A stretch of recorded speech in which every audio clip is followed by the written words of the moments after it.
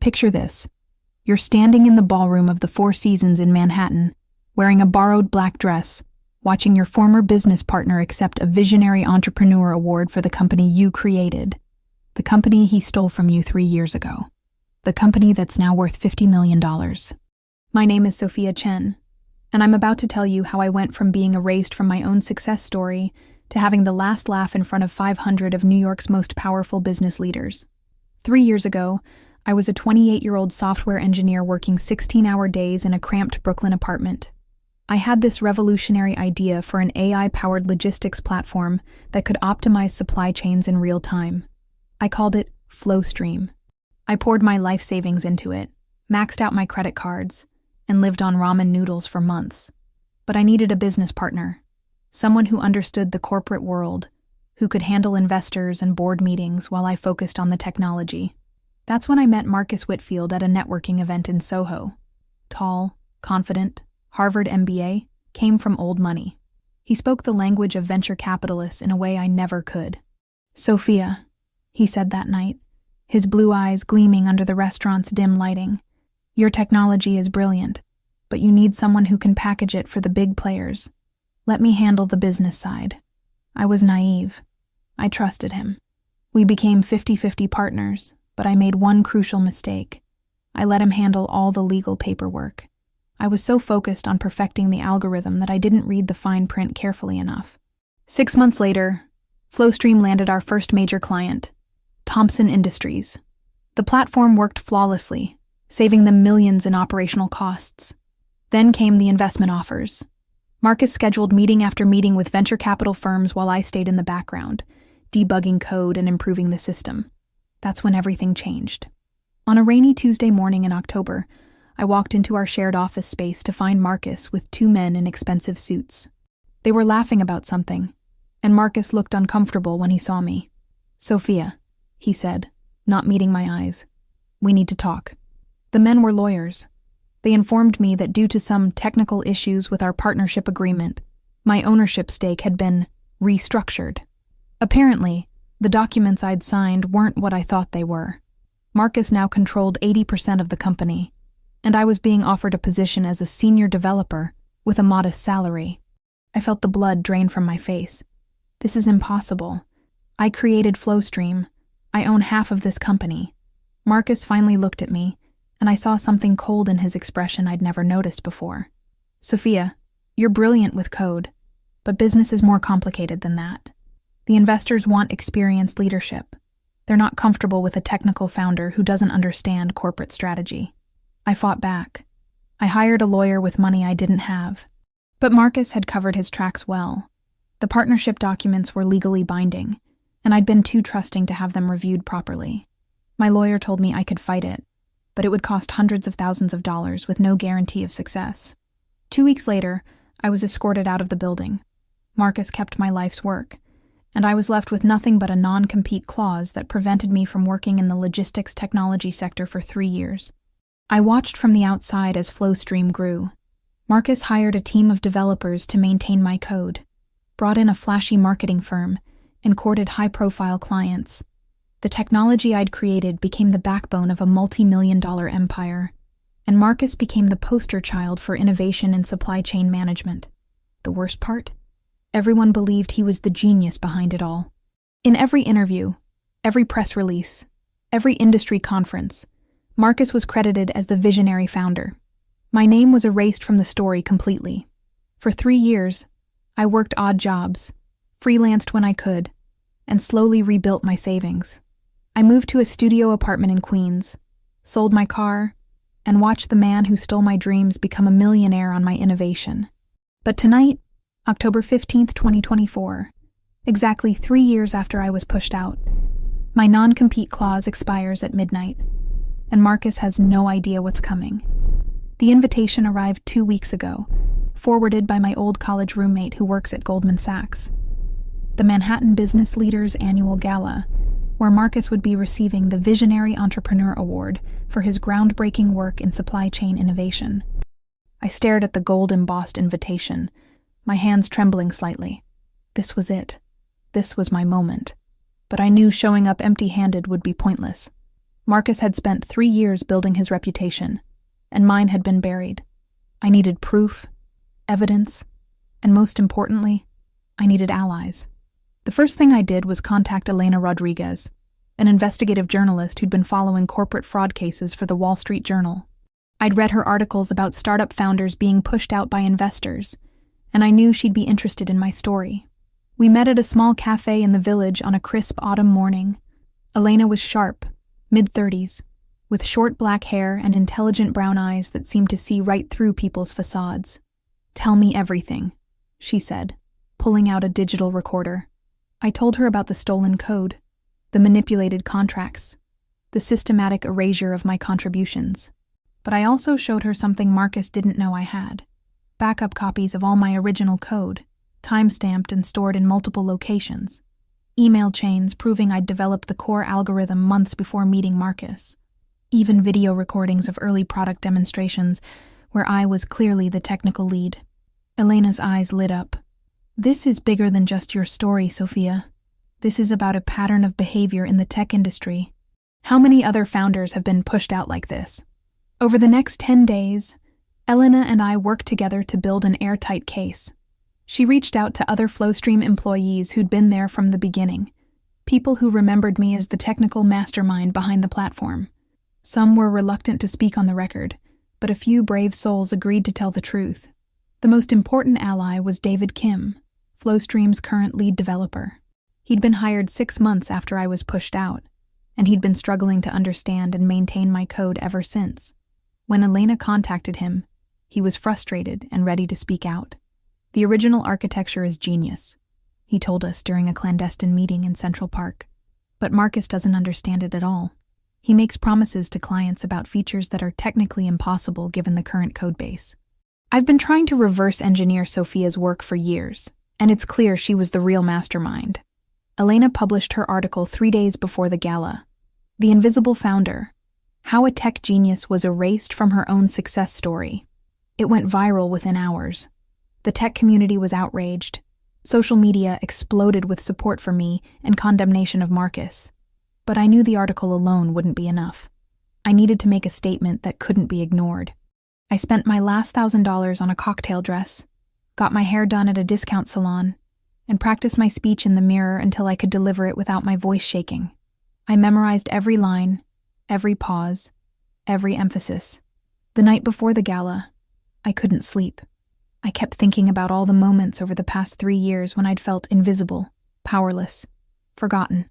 Tomorrow night, I would reclaim my story. I also knew I was taking a huge risk.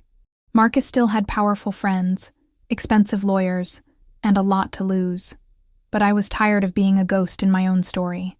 I was tired of watching someone else take credit for my life's work. As I put on my dress the next evening, I caught my reflection in the mirror.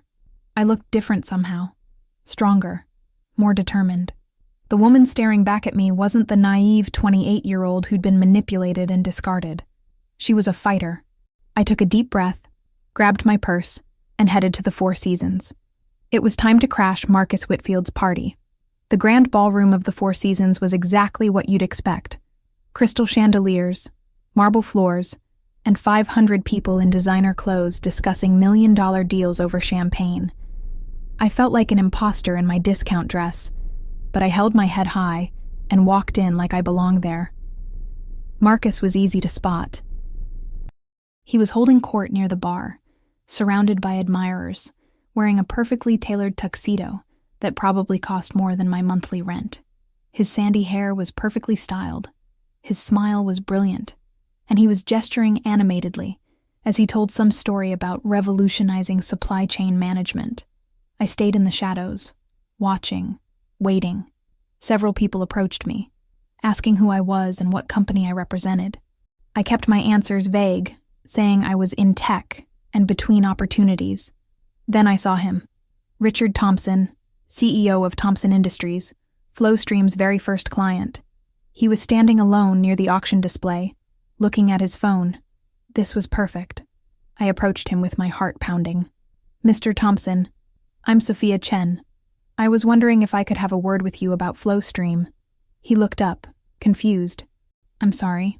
Do we know each other?" Not officially, but I created the FlowStream platform that your company uses. I'm the original founder. His eyebrows rose. I thought Marcus Whitfield was the founder. That's what everyone thinks, but I have documentation proving otherwise. I was wondering if you'd be willing to listen to the real story. Thompson was intrigued. As I showed him some of the evidence on my phone, his expression grew more serious. This is very troubling, he said.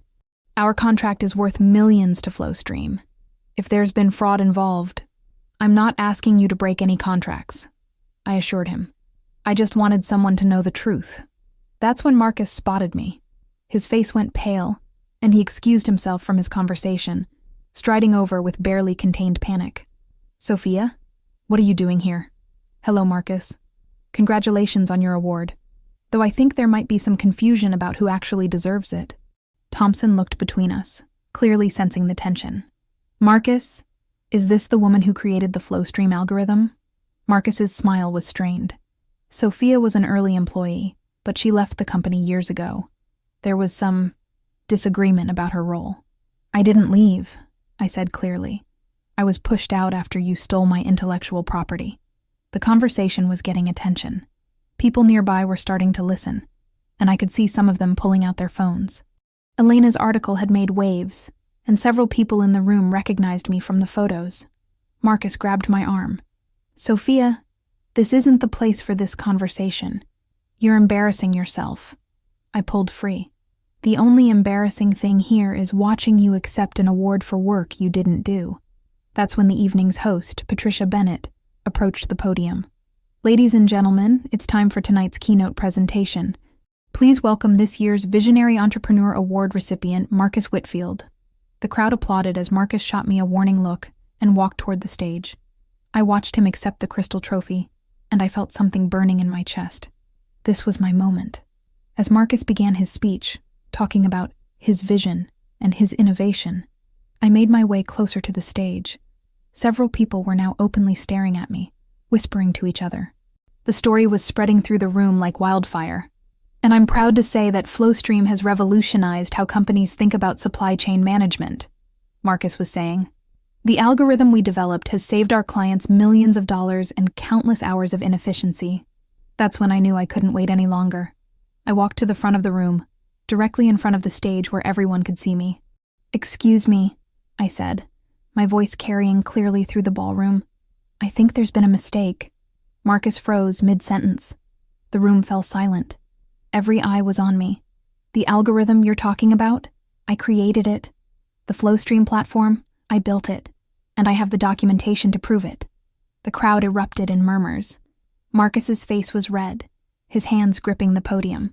Security, he called out. This woman is not supposed to be here. But before security could move, something unexpected happened. Richard Thompson stepped forward. Actually, he said in a voice loud enough for everyone to hear, I think we should listen to what Ms. Chen has to say. The ballroom was electric with tension. 500 of New York's most powerful business leaders were witnessing what was about to become the most talked-about moment in corporate scandal history. Richard Thompson's voice cut through the murmurs.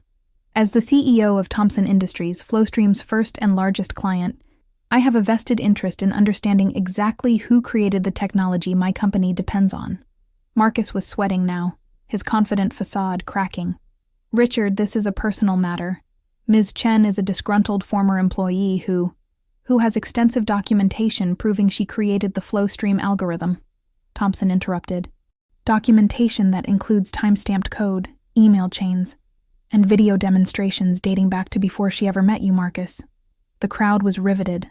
Phones were out, recording everything. This was going to be all over social media within minutes. I stepped closer to the stage, my voice steady despite my racing heart. Marcus, do you remember the first time you saw FlowStream work? It was at Roberto's Cafe in Soho, November 3rd, 2021. I demonstrated the logistics optimization on my laptop, showing how it could reduce delivery times by 30%. You said it was revolutionary, and asked if I needed a business partner. Marcus's face was ashen. That's not how it happened. Really? I pulled out my phone and opened a video file. Because I recorded that demonstration. The crowd pressed closer as I connected my phone to the ballroom's display screen. The video showed me, clearly dated 3 years ago, walking Marcus through every aspect of the FlowStream platform. His voice could be heard asking questions, learning about technology he clearly didn't understand. "This is impossible," Marcus whispered, but his voice was picked up by the microphone. Elena Rodriguez emerged from the crowd, her press badge visible. "Actually, Marcus, what's impossible is how you managed to fool everyone for 3 years. But the evidence is overwhelming." She nodded to me, and I continued. "The partnership documents Marcus had me sign weren't what he told me they were. While I was focused on developing the technology, he was restructuring the company to squeeze me out. But I kept copies of everything. My original code, my design documents, my patent applications." David Kim, FlowStream's current lead developer, stepped forward. "I can confirm that the original code architecture is far beyond Marcus's technical capabilities. I've been reverse engineering Sophia's work for years. She's the real genius behind FlowStream." The crowd was buzzing with disbelief and excitement. This was better than any corporate drama they'd ever witnessed. Patricia Bennett, the event host, approached the microphone. "Given these serious allegations, I think we need to pause the award presentation until this matter can be properly investigated." "No need," said a voice from the back of the room. Everyone turned to see a distinguished man in his 60s walking forward. "I'm James Morrison, senior partner at Morrison & Associates. We represent several companies in this room, and we've been investigating FlowStream's ownership structure for the past week." Marcus looked like he might be sick. "James, what are you doing here?" "Our investigation, prompted by Ms. Rodriguez's article, has uncovered substantial evidence of intellectual property theft and corporate fraud. Ms. Chen's documentation is authentic and comprehensive. The original FlowStream algorithm was indeed her creation, and the partnership documents contain several irregularities that appear to be deliberately deceptive." The room exploded in shocked murmurs. Some people were already heading for the exits, probably to call their lawyers or their boards of directors. Morrison continued. "We've also discovered that several of FlowStream's current clients were misled about the technology's origins. This could have serious legal implications for any company that has contracts based on fraudulent representations." Richard Thompson stepped forward again. "Marcus, I'm formally notifying you that Thompson Industries will be reviewing our contract with FlowStream. If these allegations are proven true, we'll be seeking damages and considering termination of our agreement." Other voices started joining in. Peterson Group will be doing the same. Hartwell Industries is suspending all payments pending investigation. Sterling Logistics is pulling out immediately. I watched as Marcus's empire crumbled in real time. 3 years of lies were unraveling in front of everyone who mattered in the New York business world. But I wasn't done yet. I stepped up to the microphone. "For 3 years, I've been invisible. I've watched Marcus take credit for my work, become wealthy from my innovation, and build a reputation on my stolen dreams. Tonight, that ends." I held up a document. "As of midnight tonight, my non-compete clause expires, and I'm announcing the launch of my new company, FlowStream 2.0, a next-generation logistics platform that will make the current FlowStream look like a toy." The crowd erupted in applause. Several investors immediately approached me, business cards in hand. Marcus tried one last desperate move. "Sophia, we can work this out. We can negotiate." "Marcus," I said, my voice carrying throughout the ballroom, "you had your chance to do the right thing 3 years ago. Tonight, justice isn't just served. It's been live-streamed to the world." As security finally escorted Marcus out, the crowd surrounded me. Investors, journalists, and business leaders all wanted to talk. Richard Thompson was the first to reach me. "Ms. Chen," he said, "Thompson Industries would like to discuss becoming your first client." I smiled, thinking about that naive 28-year-old who'd trusted the wrong person 3 years ago. She'd been broken, but she hadn't been destroyed. "Mr. Thompson," I replied, "I'd be honored to revolutionize your supply chain." Again, as I looked around the ballroom, at all the faces eager to hear my story, I realized something profound. Sometimes the best revenge isn't getting even. Sometimes it's getting everything you deserved in the first place. The little girl who'd been erased from her own success story was finally visible again, and this time, I was writing the ending myself.